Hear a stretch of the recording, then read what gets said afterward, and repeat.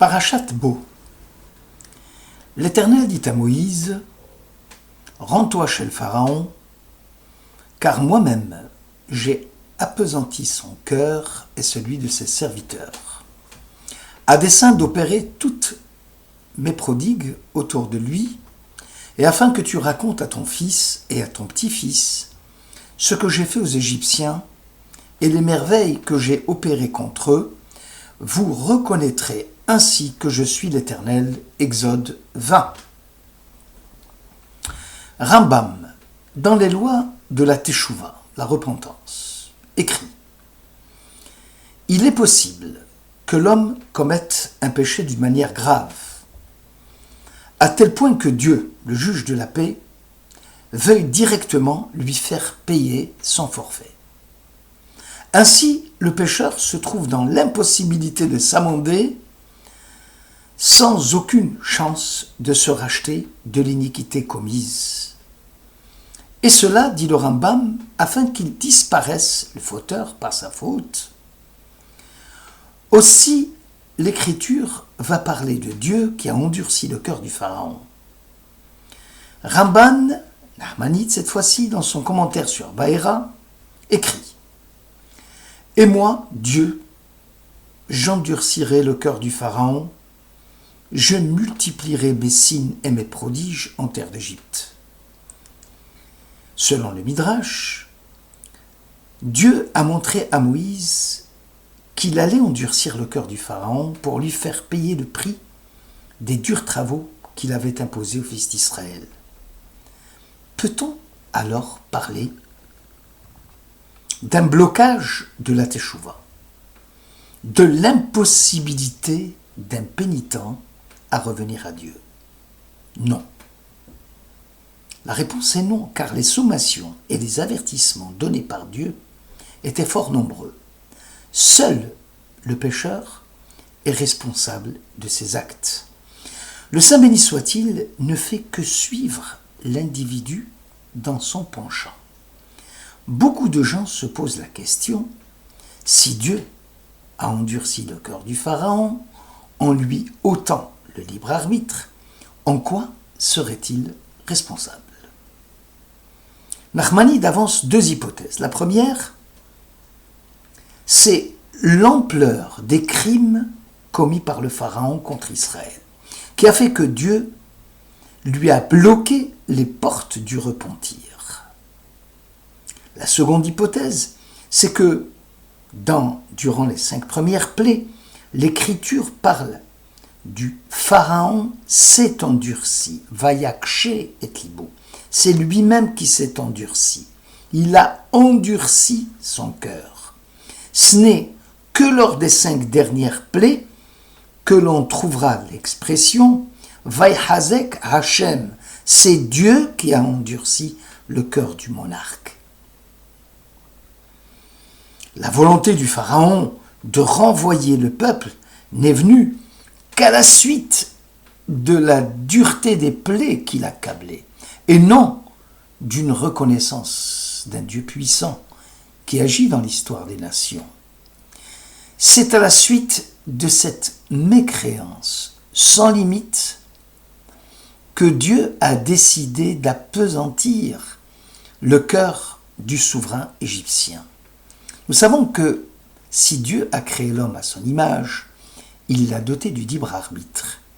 J'ai mis à votre portée la vie ou la mort, choisis la vie, dit le Deutéronome au chapitre 30.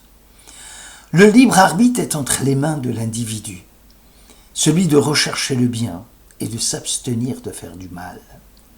Cette liberté implique la responsabilité qu'a l'homme de ses actes.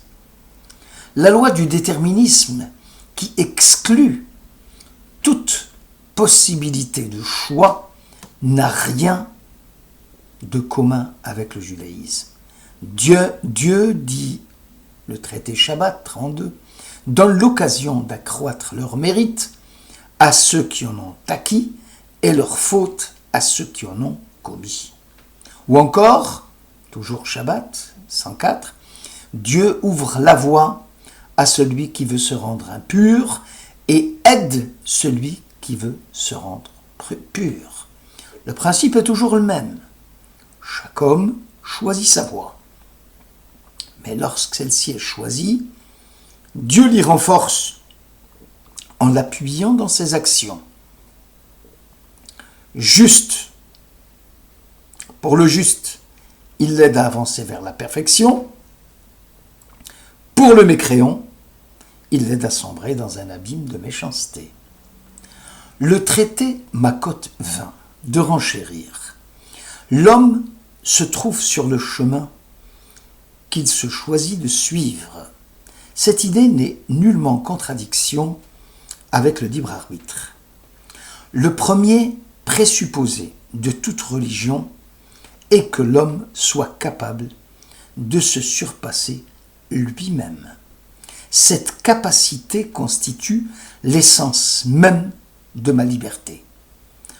Or, la volonté est-elle toujours indépendante du caractère de la personne ou de circonstances extérieures? Alors, l'action, ici celle du pharaon, pourrait bien être le résultat d'un couple de facteurs antécédents. En réalité, même si l'homme est assujetti à son milieu, à la société, à son propre tempérament, à ses besoins, à ses désirs égoïstes et à ses intérêts, être libre dans l'esprit de la Torah sur la base d'arguments d'ordre éthique signifie transcender la nature, la société, le tempérament, les besoins, les intérêts. Cela suppose bien évidemment que la vie humaine embrasse l'événement et qui dépasse son insertion dans le processus naturel de la vie. Être libre, c'est une sortie de soi. Dire que le pharaon est libre, cela signifie qu'il n'est pas asservi ni aux circonstances, qu'il n'est pas enchaîné par un processus quelconque. La liberté du pharaon devient sa capacité de se transcender, de s'élever au-dessus de tous les liens naturels, à un niveau supérieur d'existence. La liberté signifie aussi de transcender son moi, en cessant de le regarder comme une fin en soi. Être libre signifie, en un mot, s'engager spirituellement. L'homme est libre d'agir en liberté ou de forfaire à sa liberté. En choisissant le mal, il abandonne son attachement à l'esprit et renonce à donner libre cours à sa liberté. En opprimant les Hébreux, Pharaon était libre de le faire, mais ignore ce que c'est que la liberté. Nous sommes donc libres de choisir entre le bien et le mal, mais dans le fait d'avoir à choisir, nous ne sommes pas libres, car nous y sommes contraints. Ainsi, toute liberté est une situation où Dieu attend le choix des hommes. Le choix du pharaon a été lamentable. Ce n'était pas le choix de Dieu, il paiera le prix de ses égarements, et c'est là le sens du verset « J'appesantirai le cœur du pharaon ». Or, Yaël emprunte la métaphore de deux individus dont l'un est aveugle et l'autre a placé un bandeau sur ses yeux. Les deux ne peuvent regarder le soleil. Seulement voilà, le voyant peut à tout moment ôter le bandeau pour y voir clair. Le pharaon a la capacité d'exercer son libre arbitre. Or, la vraie liberté n'est pas de suivre ses désirs, ses volontés spontanées, mais de leur résister au nom d'une morale supérieure. Pharaon se met un voile sur les yeux. Son libre arbitre continuera de fonctionner. ainsi les capacités de sa volonté. Or, justement, le rôle de Moïse est d'aider le Pharaon à ôter le masque d'égoïsme et de violence qui bande ses yeux, les yeux d'un tyran. Le cœur est décrit dans la Bible comme l'élément central du sentiment, de la connaissance intuitive et spontanée, alors que le cerveau est celui de la réflexion et de la connaissance philosophique, capacité de réfléchir de façon systématique. Le Deutéronome écrit « Tu prendras connaissance de Dieu ce jour, mais tu méditeras dans ton cœur. » Vahashevota el levavecha.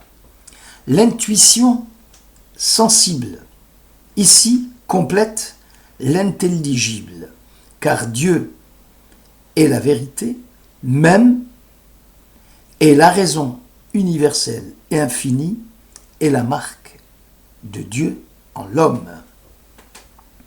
La vision de Dieu devant une connaissance aussi bien rationnelle que sensible en Dieu, c'est en Dieu que nous connaissons et que nous sentons. Les sensations sont les résultats des idées que Dieu imprime en notre âme. Ainsi, l'origine de nos idées est entièrement divine. L'intuition de Dieu vise à atteindre un absolu, alors que notre intelligence a pour vocation de penser la matière. Le sentiment du divin relève ici du domaine affectif et émotionnel et complète la connaissance rationnelle, le sechel en même temps que le lev. Veyada tahayom, c'est la connaissance rationnelle. L'homme doit croire d'une foi parfaite, fondée sur la faculté supérieure qui guide l'esprit dans son investigation réfléchie et ordonnée de tout ce qu'il cherche à connaître sur la conduite du monde par Dieu. Mais le vehashevota el levavecha, tu le méditeras dans ton cœur, est la connaissance affective, émotionnelle, de l'idée que l'on se fait de Dieu.